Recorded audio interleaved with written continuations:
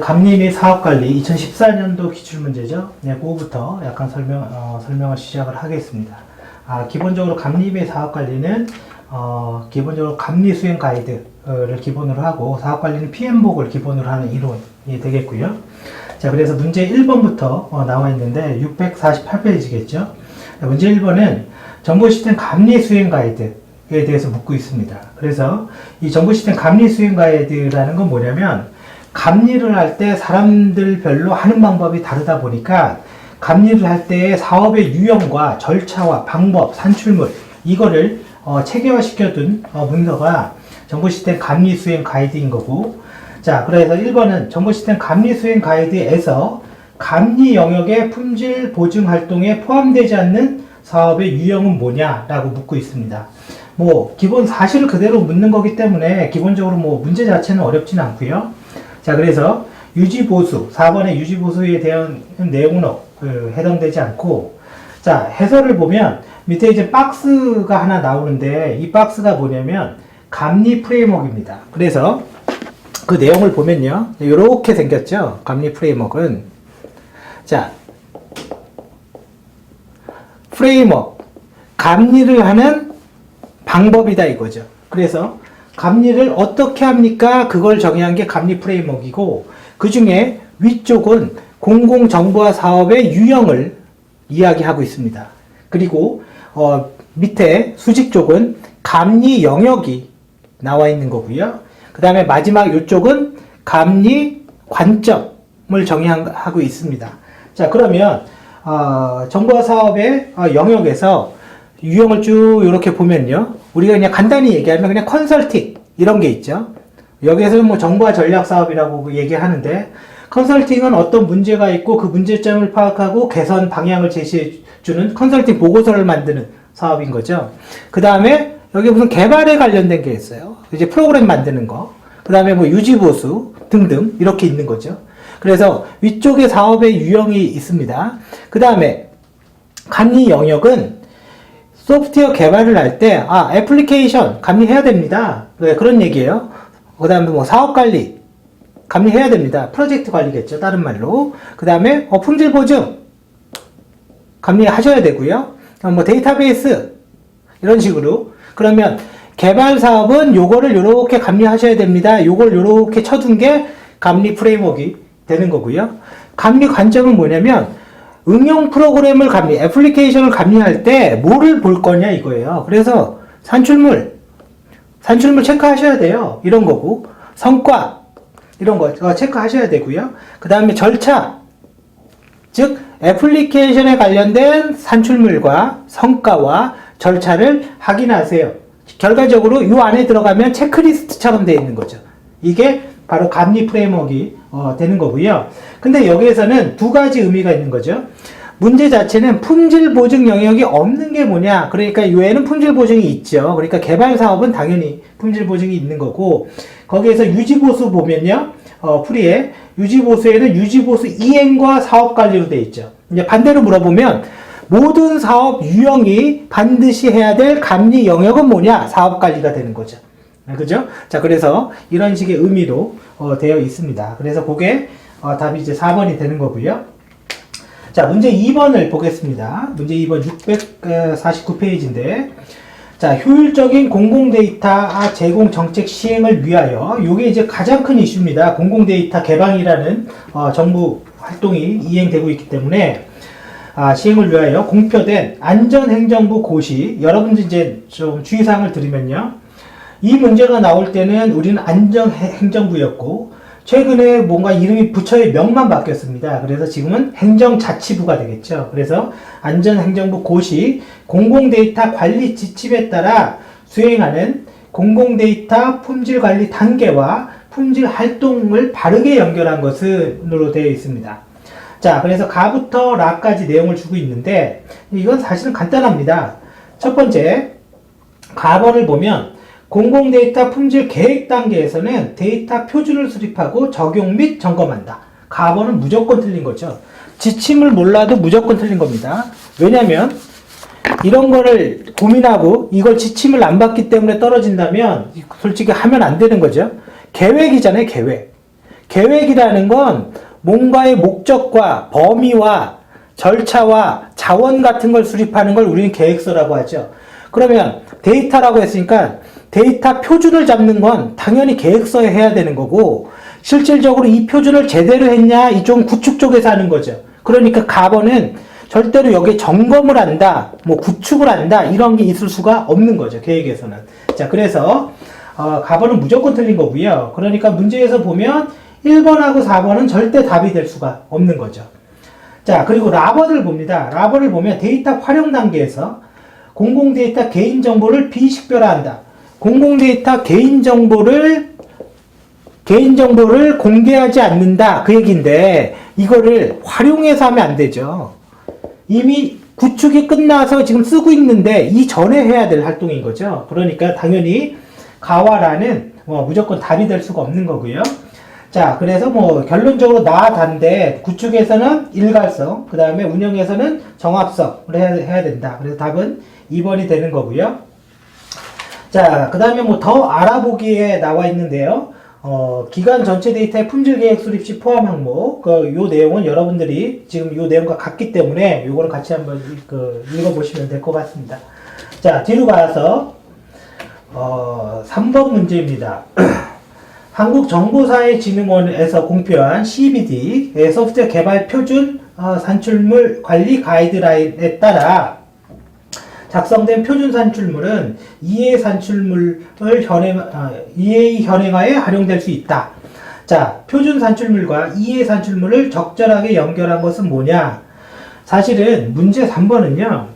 이걸 알려면 엄청나게 많은 지식이 들어가 있어야 됩니다. 근데 그걸 제가 다 여기서 설명할 수는 없지만 간략하게 일단 얘기를 드리겠습니다. 자, 다시 얘기 드리지만 가이드를 보지 않았기 때문에 문제를 못 푼다. 이거는 말이 안 된다라고 그랬어요. 우리가 정보화 사업, 그냥 일을 한다고 생각해 보죠. 일을 하는 건 뭔가 계획을 해요. 그 다음에 구축을 하고, 그 다음에 운영을 하는 거죠. 어떤 일이건 이런 식으로 일어났어요. 그러면 지금 나와 있는 EA, 자, 나는 뭔지 모르겠어. CBD, 나는 해본 적이 없어. 위치를 먼저 봐보세요. EA라는 건 이쪽에 위치가 있고 CBD는 여기 있는 겁니다. 그리고 나서 우리가 프로그램 만들 때 코딩, 그죠? 메인 치고 함수 만들고, 코딩은 어디 있겠어요? 당연히 이 밑에 있겠죠. 이 안에 포함돼서 있거나. 자, 그러면 그 내용을 문제를 보면요. 여기에서 CBD라는 그 방법론을 쓸 때 어떤 산출물을 만들어 놔야 되는지 그거에 대한 표준 가이드를 정부가 줬다. 그게 CBD 소프트웨어 표준 산출물 가이드래요. 거기에서 여기에 산출물이 만들면 요놈과 매핑이 되는 게 뭐냐? 지금 이런 얘기를 하고 있는 거라고요, 지금. 자, 그래서 EA라는 거는 전부 다 컨설팅에 관련된 내용과 더불어서 이거를 다른 이름으로 써볼게요. 똑같은 말인데 개념적, 즉 구체적으로는 하지 않고 모든 범위가 다 포함되게 넓게 하는 거. 그 다음에 논리적, 실제 구현할 수 있는 모델로 만드는 거. 그 다음에 물리적, 진짜 만드는 거, 코딩하는 거. 똑같은 이름입니다. 그러니까 EA라는 건 개념적에 들어가기 때문에 개념이라는 건 정보화 사업 전체의 표준을 잡고 그거에 대한 대략적인 틀을 만드는 게 EA인 거고, 이거를 실제 구현할 수 있는 모델로 만든, 즉 우리가 얘기하면 디자인, 설계라고 하는 건 CBD인 거고, 그 CBD로 만든 산출물 가지고 코딩을 해서 프로그램을 만드는 건 물리적이 되는 거죠. 그죠? 그래서 요 체계를 당연히 알고 있어야 되고요. 이거를 알면 이 문제는 해결이 됩니다. 자, 그래서 그 적정하게 연결, 데이터베이스 설계서래요. 자, 영어로 하면 디자인인데 설계. 실제 구현할 수 있는 모델을 만드는 게 디자인, 설계입니다. 이 한글의 정의가. 그러니까 물리라는 건 실제 만든 거죠. 물리 데이터 모델은. 근데 물리 데이터 모델, 예를 들어 물리 테이블이 아니잖아요. 그러니까 얘는 매핑이 되는 거죠, 두 개가. 네. 그래서 여러분들이 그런 게 있을 거예요. 이 교재를 보시면 여기에 보면 방법론과 산출물이 다 나와 있습니다. 어떤 사람이 이걸 보고 이거 다 외워야 되나? 이걸 사람이 어떻게 외워요? 상식으로 보는 거예요. 그러니까 이걸 공부한다라는 건 EA를 공부하고 CBD의 개념, CBD를 공부해서 내가 상식선에서 매핑해서 풀어보는 게 정답이 되는 거고요. 자, 3번에 1번에 유즈 케이스 명세서라는 말이 있는데 이 유즈 케이스는 어딨냐면 이대로 보면 사실은 여기에 들어오는 거예요. 이 유즈 케이스라는 게 말이 어려서 그렇지 유즈 케이스라는 건 이런 겁니다. 간단하게 보면 돼요. 고객이 있습니다. 회원에 가입하고요. 주문을 냅니다. 그럼 주문이 나가면 배송회사에 물건을 보냅니다. 이게 유즈 케이스 다이어그램이에요. 아무것도 아닌 거죠, 지금. 즉 결과적으로 사용자가 어떤 업무를 전산화 시켜서 쓸 수 있냐 이거를 그냥 그려보는 거죠. 그러면 이건 유즈 케이스 다이어그램이고 회원에 가입합니다. 회원 가입의 기능은 요거 한 풍선 그림 하나로 갖고는 이해가 안 되는 거죠, 당연히. 그러면 여기 이렇게 써요. 고객한테 주민번호를 입력받습니다. 그 다음에 아이디를 발급받고요. 패스워드를 입력받고 회원 가입 DB에 등록합니다. 이게 회원 가입입니다. 한글로 쭉 이렇게 썼습니다. 이걸 우리는 시나리오라고 하고 이 문서를 명세서라고 얘기하는 거고 그래서 요거에 대해서 문서를 만들면 유즈 케이스 명세서가 되는 거죠. 얘는 기능을 분할한 건 아니죠. 기능의 분할은 정보 시스템이 이렇게 있는데 거기에 은행의 차세대가 있어요. 입금이 있습니다. 출금이 있습니다. 대출이 있습니다. 입금에는 뭐가 있습니다. 뭐가 있습니다. 이게 기능 분할인 거죠. 이게. 그래서 1번은 당연히 틀린 거고요. 그 다음에 사용자 인터페이스 설계서 사용자 여기에 유저라는 건 간단히 얘기하면 화면이 어떤 프로그램을 어떻게 쓰냐 인터페이스 관계죠. 그래서 인터페이스 설계서는 그거고 응용 시스템 관계도 이건 다른 거죠. 개발할 프로그램이 있는데 이 프로그램의 메시지를 얘한테 이렇게 보내요. 얘한테 이렇게 보내요. 여기에서 이렇게 보내고 이렇게 보내요. 이거죠. 이거는. 그래서 매핑되지 않습니다. 자, 마지막 4번에 아키텍처 설계서라는 말이 있는데 이거는 기반구조 설계도 이렇게 돼 있잖아요. 주의사항이 있는 거죠. 주의사항이 제가 다시 얘기 드리지만 가이드를 외우는 사람은 없습니다. 가이드라는 건 일을 할 때 잠깐 참조해서 봐서 맞추라는 거지 그거를 암기하고 있다고 해서 우리는 훌륭하다라고 얘기하진 않습니다. 자, 아키텍처 설계서 한글만 보세요. 이게 물론 둘 다 영어긴 하지만 자, 아키텍처라는 이 한글은요 해석이 어떻게 되냐면 핵심 구성요소들 간의 관계 이거를 다른 말로는 상호작용이라고 해요. 그냥 관계 다른 말로는 인터페이스 그 다음에 제약사항 요런 세 가지 특성을 갖고 있는 게 한글로 아키텍처예요. 그러면 상식적으로 소프트웨어 개발을 할 때 뭐가 필요하죠? 프로그램이 필요하죠. 소프트웨어 크게 써보자고요. 하드웨어도 필요하죠. 네트워크도 필요하죠. 결론적으로 핵심 구성 요소, 아키텍처 설계서라는 건 소프트웨어가 어떻게 되어 있고, 하드웨어가 어떻게 되어 있고, 네트워크가 어떻게 되어 있는지를 말하고 있어야 돼요. 그리고 그들 간의 관계, 이 프로그램은 이 서버에 설치가 되어 있고, 네트워크, 이더넷을 통해서 움직입니다. 이게 관계인 거죠. 제약사항은 얘는요, 기반 기술이 뭐 네트워크라면 우리 뭐 T1, 회선은 T1으로 되어 있습니다. 그리고 서버라면 얘는 IBM의 P560 서버입니다. 이게 제약사항인 거죠. 그러니까 이러한 문서를 보면 얘가 이렇게 돌고 얘가 이렇게 돌고 또 이거를 마우스로 클릭했다고 생각해 보세요. 소프트웨어가 프로그램이 여러 개 있겠죠. 프로그램 간의 호출 관계가 보이겠죠. 이런 걸 우리는 아키텍처 설계서라고 얘기한다고요. 그러니까 4번에 기반 구조라는 건 사실은 하드웨어와 소프트웨어에 초점이 되어 있는 거예요. 이게 기반 구조라는 거. 그래서 4번은 답이 아닌 거고요. 기본적으로 아키텍처 설계서 하면 대부분은 초점이 소프트웨어 중심적입니다. 그래서 그렇게 답을 찾아갈 수가 있고요. 자, 그 다음 문제 4번입니다.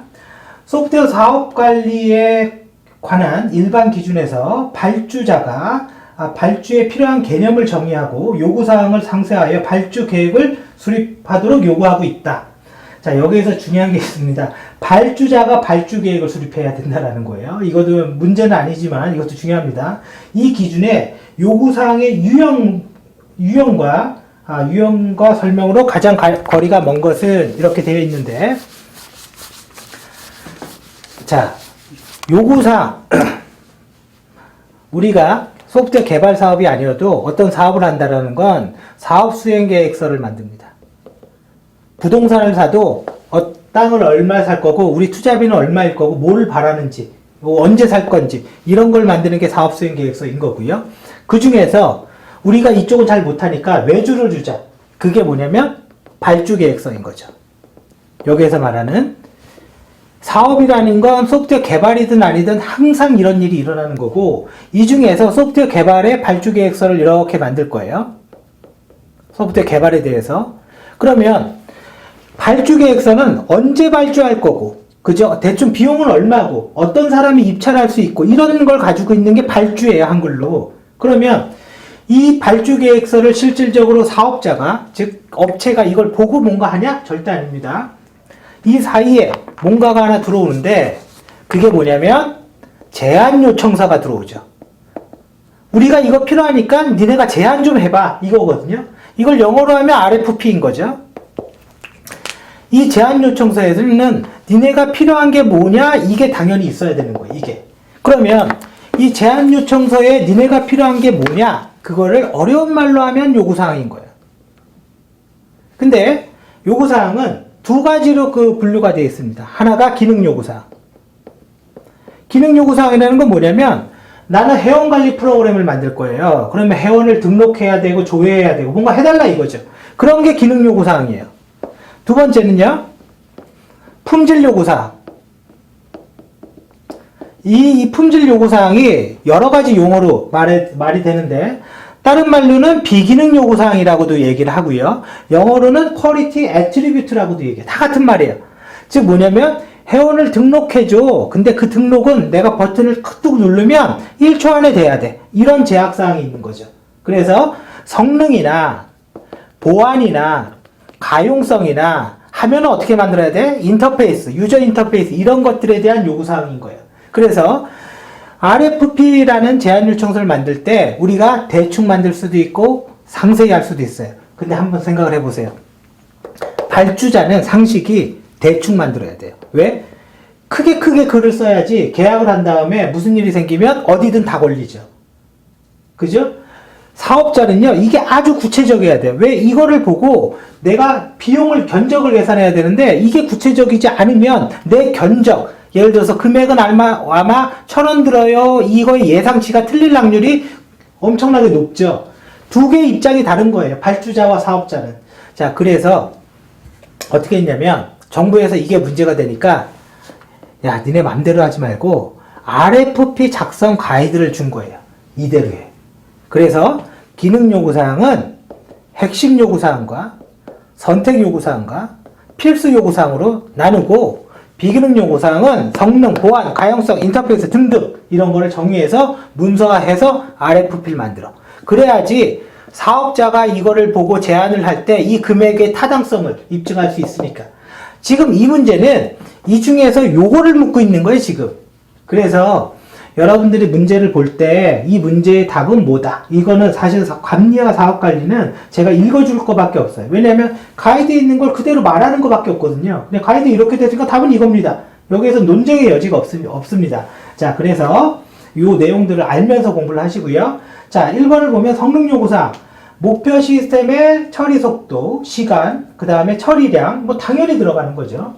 그 다음에 인터페이스. 목표 시스템 간의 외부 연결. 자, 중요한 거는 인터페이스라는 말은요, 내가 개발할 범위에 밖에 있는 놈과 이렇게 연결되는 거. 그러면 이게 사람일 수도 있고, 사람이 웹화면에서 클릭했습니다. 클릭한 걸 쿵짝쿵짝 해서 어느 프로그램에 보내줬어요. 얘도 인터페이스입니다. 그래서 인터페이스는 꼭 화면이다? 이건 아닌 거죠.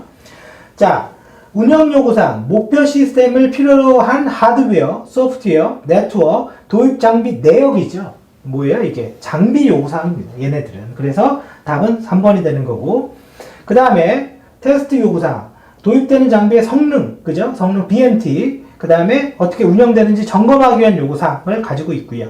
자, 그래서 더 알아보기에 나와 있는 내용들은 여러분들이 한번 읽어보시고요. 이 문제만 보는 거는 크게 의미가 없습니다. 자, 문제 5번. 자, 정보기술 아키텍처는 정보화의 기획을 한대요. 아, 기획을 하는구나. 사업수행계획서 만들고, 발주계획서 만들고, RFP 쏘는구나. 그리고 돈은 얼마가 있는지 예산계획 수립하고. 그러니까 여러분들이 기획이라는 단어에서 상식으로 쭉쭉 가야 돼요. 자, 그리고 그거에 대한 사업을 추진하고, 추진해 정보화 사업은 상식적으로 대통령이 바뀌면 시작하니까 기본 최장 기간은 5년이에요. 대통령 임기를 기준으로 하는 거예요. 정보화 사업은. 그래, 추진하고, 정보 자원 관리, 그 다음에 정보 시스템 운영, 정보화 평가 등에 다양하게 활용될 수가 있다.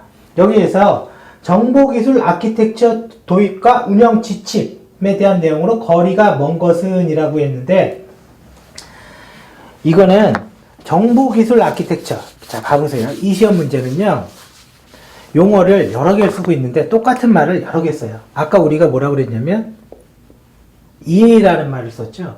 엔터프라이즈 아키텍처의 약자예요. 이게 정보기술 운영 지침과도 관련이 있는 겁니다. 그러니까 얘는 영어고 얘는 이렇게 쓰니까 다른 거다 이렇게 생각하시면 안 되는 거고요. 이거는 뭐냐면 이런 거예요. 자, 봐보세요. 이제 민간 기업을 생각하지 말고 우리는 정보화 사업이에요. 자, 봐보세요. 우리는 부처가 하는 일은 모르지만 이 문화부라는 말이 맞는지 모르겠어요. 부처 이름이 하도 바뀌어서. 근데 얘가 뭐 하냐면 컨텐츠 관련된 거 하겠죠. 그냥. 아이고, 글자가 있어요. 예. 컨텐츠 사업 관련 거 하겠죠. 그냥 상식적으로 생각해 보자고요. 그 다음에 미래창조과학부. 그죠? 자, 얘네가 뭐 하냐면 얘도 컨텐츠 관련된 거 하지 않을까요? 디지털 컨텐츠? 얘도 관련이 있어요. 인터넷 갖고 뭔가 하는 거. 얘도 관련이 있고. 이 일은 두 벌이에요, 지금. 그럼 똑같은 일을 잘못했다가는 장관이 다르니까 또 얘가 하고 이렇게 일을 하면 당연히 이게 중복이 일어나는 거죠, 당연히. 그래서 정부 전체 입장에서는 똑같은 일을 부서마다 다르게 하는 꼴이 일어나잖아요. 그래서 정부가 뭘 만들어놨냐. 이런 걸 하지 말라고. 야, 우리가 이거 만들어줄게. ITA, EA. 범정부 ITA, EA 참조 모델. 뭔가를 만들 때 이걸 보고 베껴라. 그 얘기인 거죠. 참조니까. 그리고 모델. 기본 틀만 해줄게. 세부적인 건 알아서 해야 돼. 그 얘기와도 똑같은 얘기예요. 그러니까 아주 구체적인 건 아니에요. 그러면 정부의 업무를 갖다가 이렇게 분류를 해서, 야, 우리 정부의 업무는 이렇게 있고, 여기에 컨텐츠는 문화부가 해야 돼. 여기에 뭐는 누가 해야 돼. 이렇게 나와 있고요. 여기에 관련된 서비스, 그래서 비즈니스, 서비스, 그 다음에 데이터, 그럼 컨텐츠 관련된 데이터는 뭐가 있어? 이런 걸 분류를 했단 말이에요. 그리고 나서 이걸 기준으로, 이걸 준수하면서 뭔가 정보화 사업을 해. 이 가이드를 만드는 게 정보기술 아키텍처 도입 및 운영 지침이에요. 그래서 이 지침은 그럼 목적이 뭐겠어요? 첫 번째 1번. 중복투자, 배제. 그죠? 이걸 왜 분류했겠어요? 똑같은 일 둘이 하지 말란 얘기잖아요. 그죠? 그리고 뭔가의 표준을 제시하는 게 목적인 거죠, 지금. 그래서 정보기술 아키텍처 하면 운영지시 안 봐도 그냥 상식적으로 알 수가 있는 거고, 여기에서 만든 컨텐츠는 미래보도 필요하겠죠. 그럼 여기 있는 데이터를 이렇게 보내줄 일도 있잖아요. 그죠? 이거를 여기에서는 통합이라는 말로 쓰는 거예요. 여기에서. 자, 그래서요. 그 내용을 보면 1번 정보화 계획 수립 시 정보화 사업 중복성 및 연계, 통합성을 검토한다. 궁극적인 목적이에요, 얘가. 그러니까 얘는 뭐 얘기할 게 없는 거고. 3번 사전 협의 시 변경 영향도 분석, 기술 표준 여부를 검토해라. 맞는 거죠, 당연히. 이것도 맞는 얘기입니다. 그 다음 4번 정보시스템 운영 유지 보수, 서비스 수준 협약. 거기에 이거 하나 써두세요. 서비스 수준 협약이 SLA, 서비스 레벨 어그리먼트. 그죠? 요거는 굉장히 중요한 말입니다. 서비스 수준 협약과 정보화 교육에 대해서 제시해준다. 자, 맞고. 단지 2번 보면 보유 자원의 감가상각비 산정과 관제 대상 서비스의 사양, 자원관리 활용된다. 이건 아닌 거죠. 특히 돈에 대한 건 아닌 거지, 얘는. 그죠? 네, 그래서 당연히 답은 2번인 거고. 자, 나머지의 그 해설에서 그 1번에 보면 정보화 계획, 그 다음에 정보 추진, 정보화 사업에서의 활용, 이 부분은 반드시 읽어보십시오. 자, 넘어갑니다. 자, 6번. 전자정부 서비스 호환성 지침이죠. 별거 없습니다. 어떻게 아무리 뛰어난 사람도 모든 지침을 다 외우고 있는 건 아니에요. 의미가 뭔지만 보자고요. 호환성. 옛날에는 이런 말도 없었어요. 대부분의 개발은 웹이죠. 그죠? 요즘 웹이 아닌 건 없습니다. 자, 웹페이지로 해요. 결과적으로는. 자, 웹페이지 1번. 익스플로. 잘 돕니다. 2번 크롬, 3번 뭐 사파리, 파이어폭스, 요즘 돌핀 엄청나게 많죠. 그리고 또 보자고요. 얘는요 핸드폰으로 봐요. 모바일. 얘는요 앱으로 봐요. 알죠? 스마트폰 다운로드 받는 거. 얘는 PC로 봐요. 자, 컨텐츠는 하나인데 채널이 다른 거죠. 그러면 이런 일이 일어나는 거예요. 익스플로러 PC로 볼 때는 오케이. 아무 문제 없어. 근데 익스플로러 모바일로 보니까 이상해. 이런 문제가 일어나겠죠. 그래서 호환성을 준수해라. 그러면 웹이잖아요, 웹.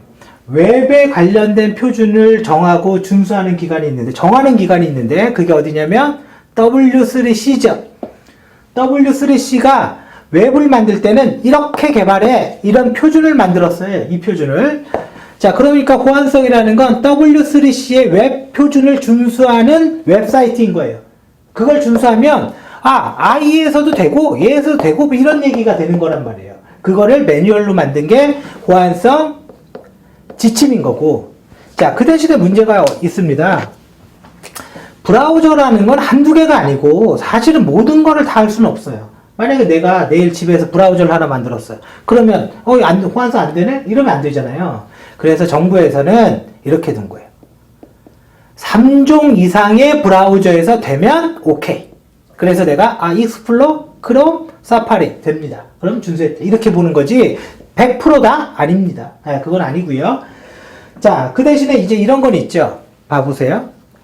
한글이니까 우자라는 한글이 있다고 쳐보세요. 컴퓨터는 이진수밖에 모릅니다. 0 아니면 1밖에.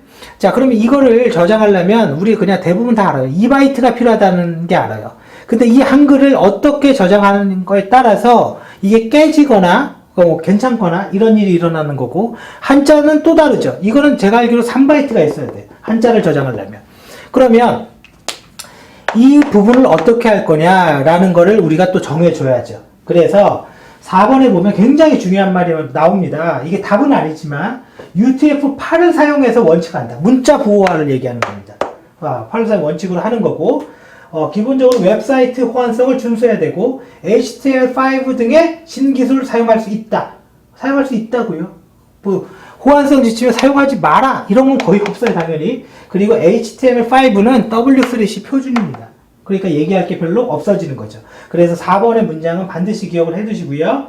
3번입니다. 모바일 전자정보를 위해서 보편적인 접근성을 고려해라. 그래서 모바일 웹 방식으로, 왜? 앱이 아닙니다. 이건 설치해야 되잖아요. 그래서 이거를 지향합니다. 이걸 지향하고 모바일 웹을. 자, 그 다음에 2번입니다. 시장 점유율이 가장 높은 3종. 이건 말이 안 되는 거죠. 익스플로러가 마켓시어가 1등인데 그건 우리나라에서 마켓시어가 1등이고요. 유럽을 갔더니 얘가 아니라 크롬이에요. 그럼 시장 점유율의 기준이 뭐예요? 우리가 웹사이트 만들 때 대한민국 사람만 기준으로 우리가 사업을 하나요? 우리는 수출해야지 먹고 사는데, 그러니까 시장 점유율이라는 말이 들어가면 안 되는 거죠, 당연히. 자, 그래서 해설에 보면 세 번째 줄에 그런 게 있습니다. 기술적 제약 없는 3종 브라우저.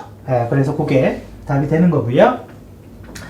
자, 그 다음에 정보시스템 감리 기준에서 상주 감리에 대한 설명으로 적당한 거, 거리가 먼 것은 이렇게 되어 있는데, 자, 감리는 크게 두 가지로 되어 있습니다. 하나가 상주 감리, 두 번째가 단계말 감리 혹은 단계별 감리라고 얘기를 하는데요.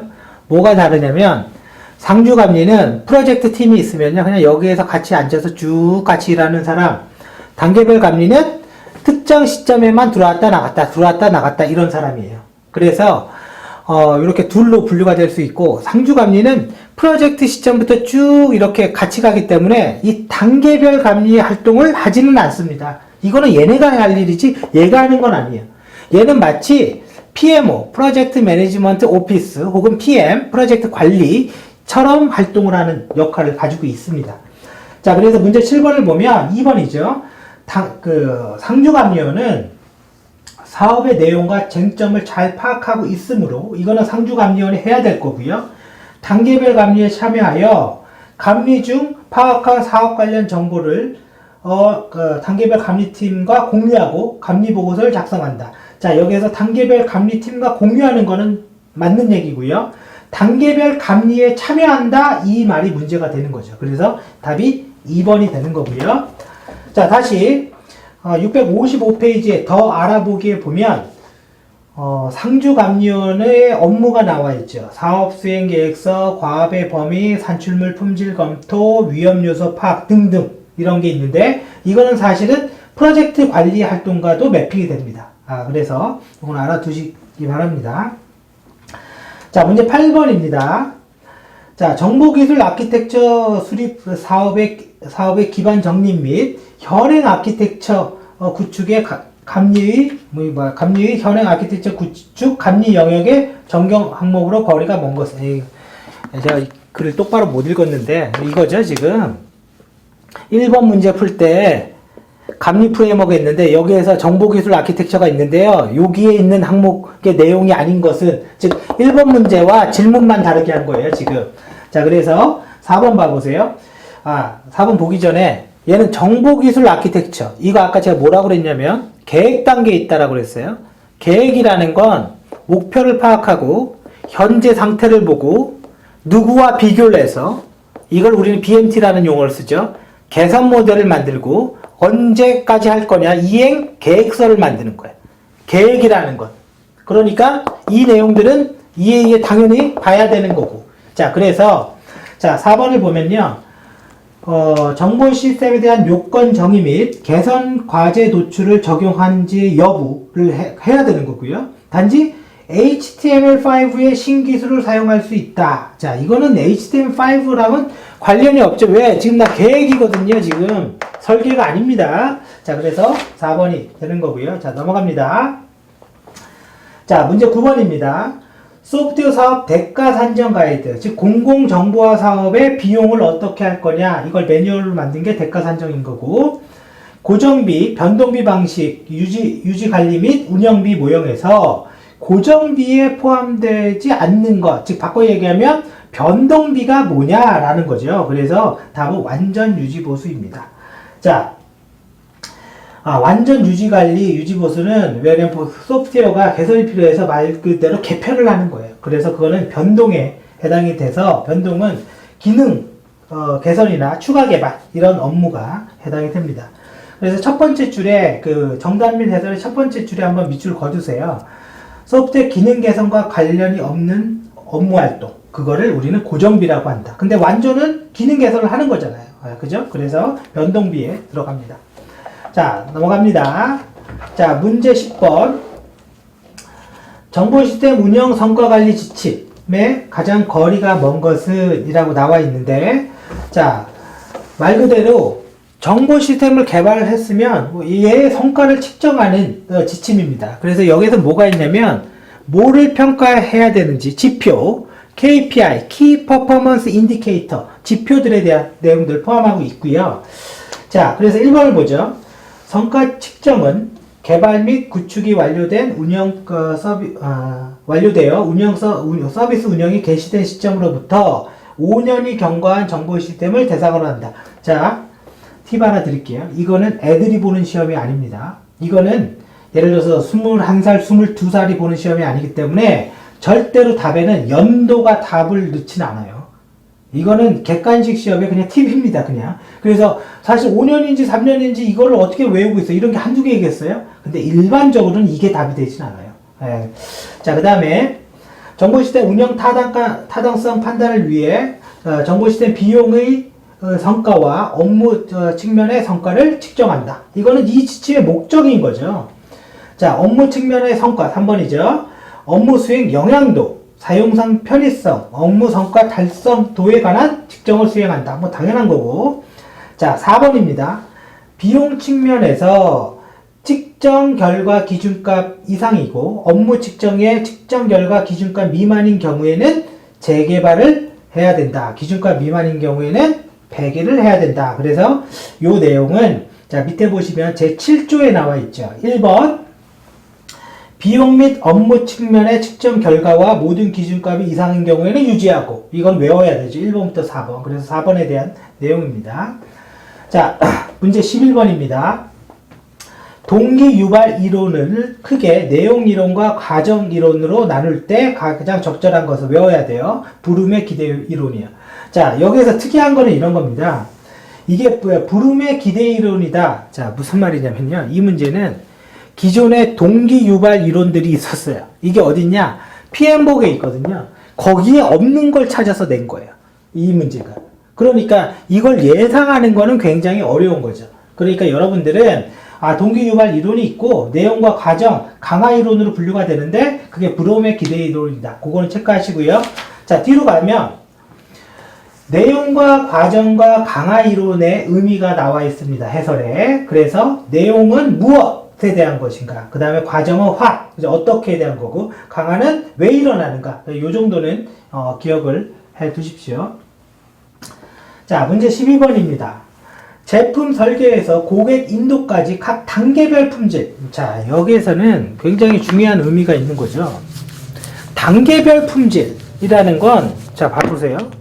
우리는 품질이 두 개가 있습니다. 그 두 개가 뭐냐면, 자, 우리가 TV를 살 거예요. TV는 완제품이에요. 우리가 요거에서 만들어주는 거 아니거든요.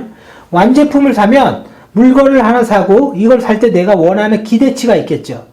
그래서 TV가 나온다, 해상도가 어떻다, 이걸 체크한 다음에, 이거를, 구매 여부를 결정해요. 기대치. 바꿔 얘기하면, 일치 여부죠, 일치 여부. 즉, 이거는요, 일치라는 말은 다른 말로 얘기하면, 제품이라는 거예요, 제품. 프로덕트에 대한 품질이라고 말을 하는 거고요. 자, 이런 거를 구매하는 거와 소프트웨어를 하는 건 완전히 다릅니다. 소프트웨어는 완제품을 사는 게 아니라, 뭔가 요구사항을 내고 이 요구사항이 무엇인지 확인하고 분석하고 구현할 수 있는 모델로 만들고 설계하고 그리고 구현하고 코딩하고 테스트하고 오케이 하면 그때 완제품이 나오는 거죠. 자, 그래서 소프트웨어는 이 테스트까지의 이 공정을 프로세스 품질이라고 이야기하는 거고 완제품을 프로덕트 품질이라고 얘기를 하는 거고요. 당연히 이거는 두 개를 다 봐야 됩니다. 그래서 이 내용을 알고 한번 보자고요. 목표 품질은 기업의 목적 및 방침을 반영하여 결정되어야 됩니다. 맞죠? 이 프로그램을 만드는 이유와 맞게 품질 항목이 정해져야 되는 거고요. 설계 품질은 일치 품질. 봐보세요. 설계 품질은 이 과정 중에 있는 요 설계, 디자인에 대한 내용이에요. 얘는 일치라는 건 끝나야지 나오는 거죠. 그래서 당연히 2번인 거죠. 그래서 일치 품질은 다르게 얘기하면 프로덕트 퀄리티라고도 부른다고요. 그래서 12번은 2번이 답이 되는 거고요. 자, 13번입니다. 통제에 관한 설명으로 가장 거리가 먼 것은 동시 통제는 예상되는 문제를 하는 거는 당연히 말 그대로 사전 예방인 거죠. 이건 말이 안 되는 거고요. 그래서 답이 1번이고. 자, 659페이지로 넘어가서 더 알아보기를 보면요. 사전 통제, 동시 통제, 사후 통제로 나눠지고 동시는 진행 과정에서 일어나는 통제를 의미를 합니다. 자, 문제 14번입니다. 자, 현재 프로젝트를 10개월 진행하면서 성과에 관련된 지수를 계산해 봤더니 현재 시점에서 SPI 앞에 S가 스케줄이에요. 일정이라는 거죠. 그러니까 S가 스케줄, 퍼포먼스, 성과, 인덱스, 지표. 그래서 1.10이 나왔고, CPI는 앞에 C가 코스트입니다. 비용이 0.91이 산출되었다. 이에 대한 설명으로 적절한 것을 선택하시오. 즉, 결론은 문제가 쉬우니까 답도 두 개 쓰라고 나와 있어요. 그래서 뭐 답은 1번이라고 1번하고 3번이죠. 자, 의미는 두 가지를 봐야 돼요. 우리 상식으로 보면 돼요. 내가 100원이 있는데요. 지금 쓴 돈이 90원이야. 이렇게 계산하는 게 뭐냐면 CV. 비용 차이인 거죠. 일정이 10일 있는데 나 9일 썼어. 이렇게 계산하는 게 SV. 이거죠. 그러니까 스케줄 차이인 거죠. 자, 근데 여기는 CPI, SPI라고 썼죠. 자, 봐보세요. 이 변수는 모순이 하나 있어요. 이런 계산 방식은. 첫 번째 봐보세요. 프로젝트 기간이 100일인데요. 현재 90일까지 다 했어. 그래서 10일이 뭔가 문제가 있어. 이거랑 1000일인데 900으로 했어요. 그럼 100이 나오죠. 이거 10배가 나오죠. 무슨 말이냐면요.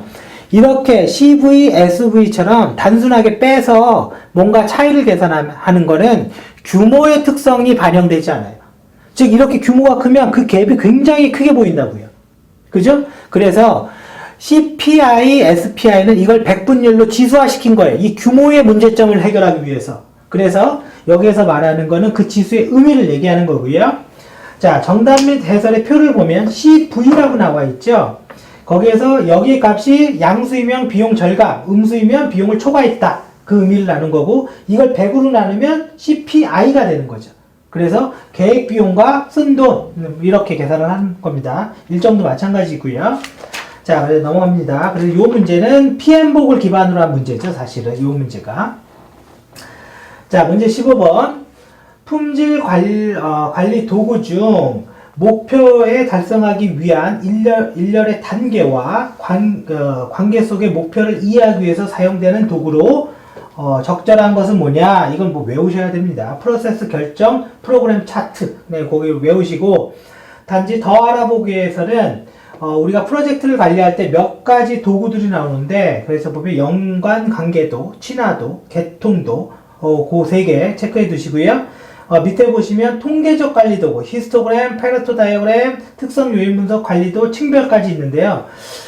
전부 다 알아두셔야 돼요. 전부 다. 근데 이거를 제가 샘플을 이 교재에다 넣으면 사실 이것만 해도 한 15페이지가 나오기 때문에 여기에서는 목록만 제시를 했는데요. 이건 여러분들이 체크를 하셔야 되고, 히스토그램이야 뭐 누구나 다 아는 거고, 페레토 다이어그램은 뭐죠? 우리 8대 20의 법칙이라고 얘기하는 거죠. 우리 예를 들어서 20%의 상품이 80%의 매출을 올리더라. 그 얘기인 거고, 반대로 20%의 프로그램 결함이 20%의 주요 프로그램이 80%의 결함을 내더라.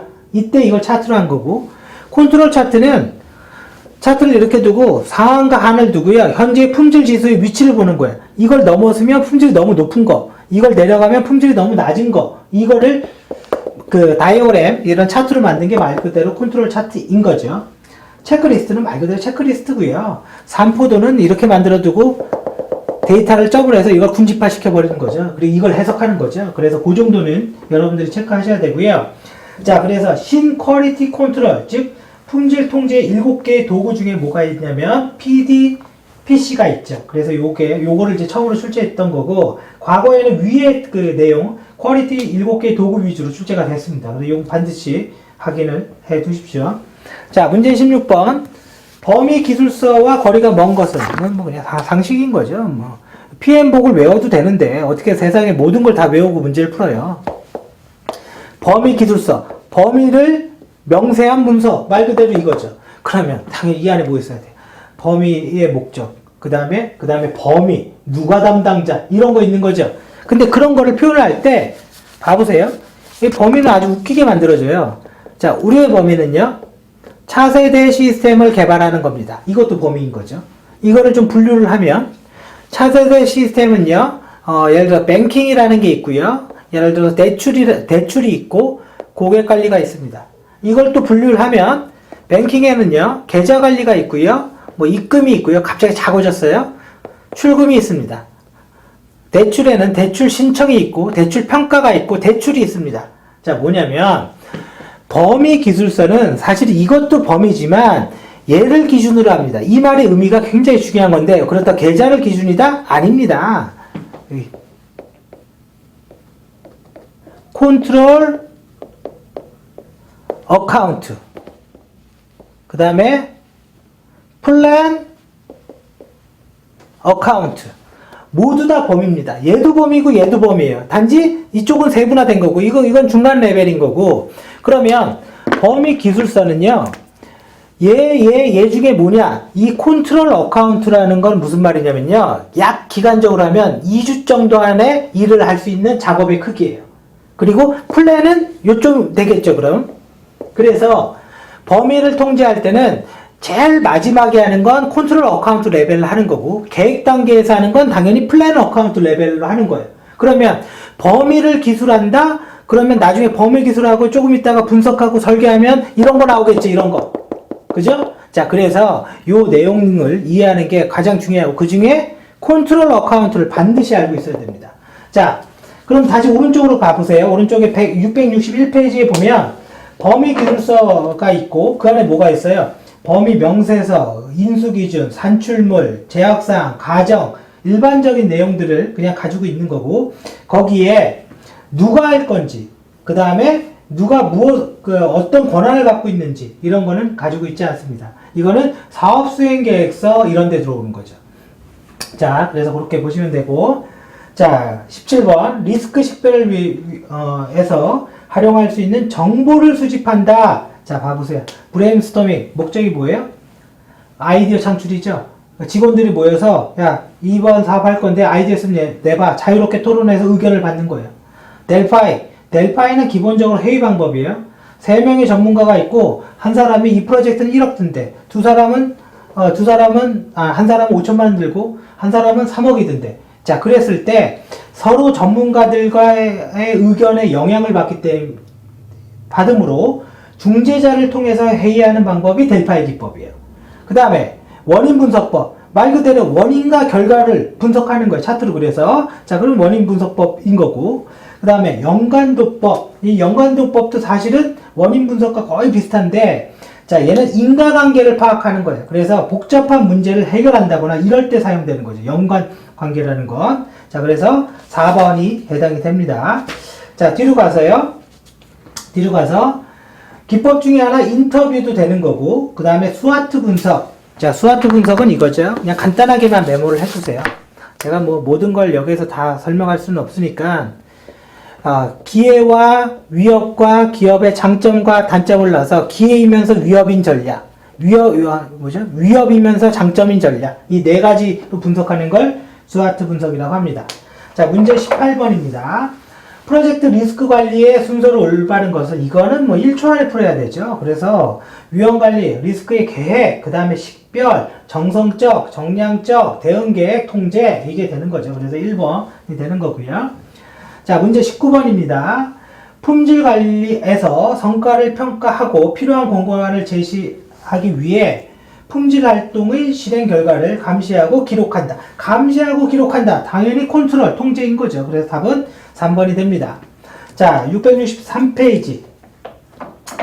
품질 관리 프로세스 봐보세요. 품질 계획 수립, 품질 보증, 품질 통제가 있는데 계획 수립은 아마 알 거예요. 거기에다가는 이렇게 하나 써두세요. IEEE 730. 자, 소프트웨어 품질관리 계획서가 가져야 될 항목을 정의한 표준입니다. 네, 그리고 품질 보증이라고 그랬죠. 프로세스에 대한 품질 관리하는 거고, 완제품을 품질을 점검하는 건 프로덕트 컨트롤입니다. 그래서 품질 보증은 프로세스 측면, 품질 통제는 프로덕트 측면의 평가를 수행을 합니다. 그래서 그건 알아두셔야 되고요. 자, 문제 20번입니다. 일반적으로 제안 요청서에 제안 요청서 나왔어요. 아까 잠깐 했죠. 제안 요청서. 그 다음에 제안서, 사업수행계획서를 근간으로 프로젝트 요구사항을 정의한다면 요구사항 정의 시 고려해야 될 항목은 뭐냐? 자, 이거 생각해보면 돼요. 근데 중요한 거는 상세화되어 있다라는 거죠. 제안 요청서가 제일 위에 있고 사업자는 제안서를 만드는 거고 그 다음에 계약에 대해서 프로젝트를 수행하면 사업 수행 계획서가 만드는 거예요.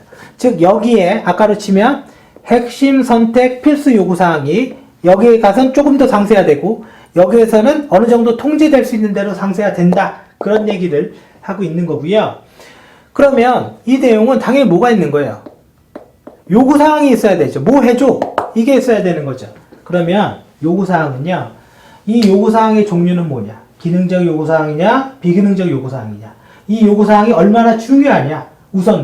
우선순위. 중요하냐? 이걸 판단하려면 이 요구사항의 영향도를 알아야지 우선순위를 판단할 수 있죠. 그리고 이 요구사항이 갖고 있는 제약사, 이런 게 있어야 됩니다.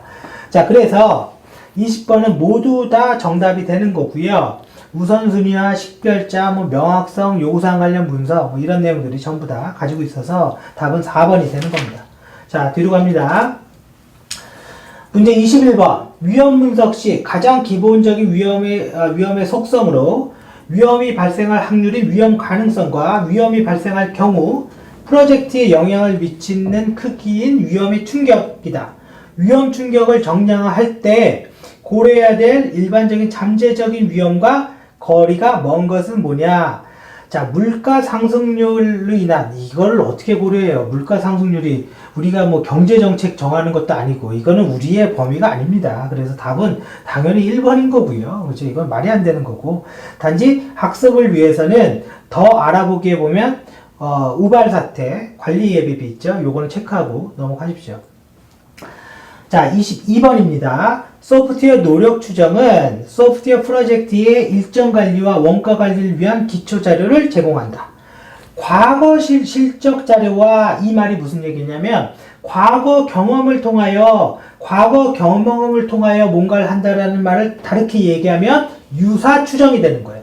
그 다음에 수학적인 모델이다. 과거 자료가 있어야지 통계가 계산할 수가 있는 거죠. 그게 수학적인 모델이고 그걸 다르게 이야기하면 모수적 모델링이다 라고 말하는 거예요. 사실은 내용을 몰라도 한글의 유사 단어만 알면 푸는 거죠. 이런 건. 그래서 프로젝트의 노력의 소유량을 제시하는 방법으로 거리가 먼 것은 뭐냐라고 그랬는데 뭐 답은 3번이고요.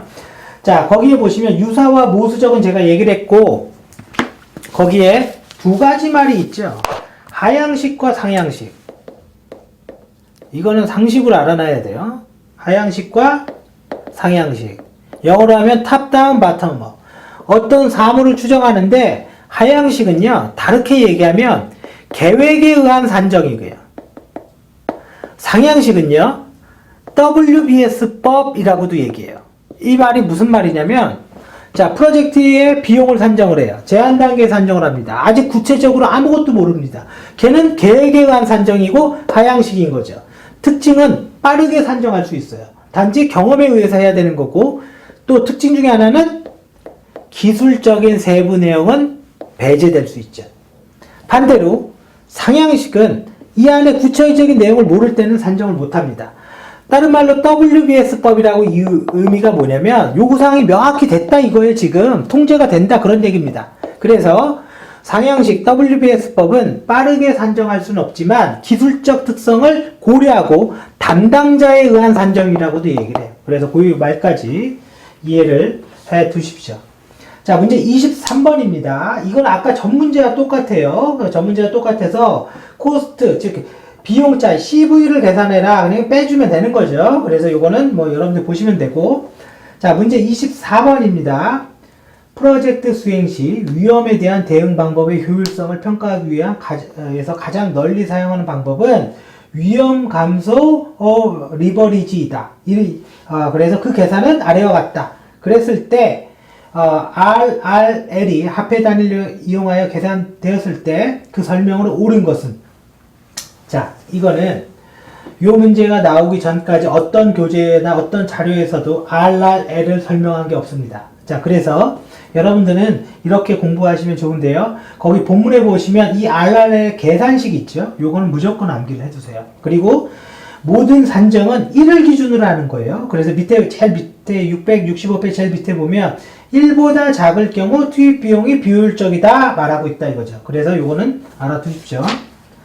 자, 이제 마지막 문제 PDCA 25번입니다. Planned Check Act로 되어 있고요. 자, 참고로 얘기하면 PDCA는 맨 끝에 그 A가 Act인데 ISMS 정보보호관리체계에서 A는 오디트입니다. 그래서 헷갈리지 마십시오.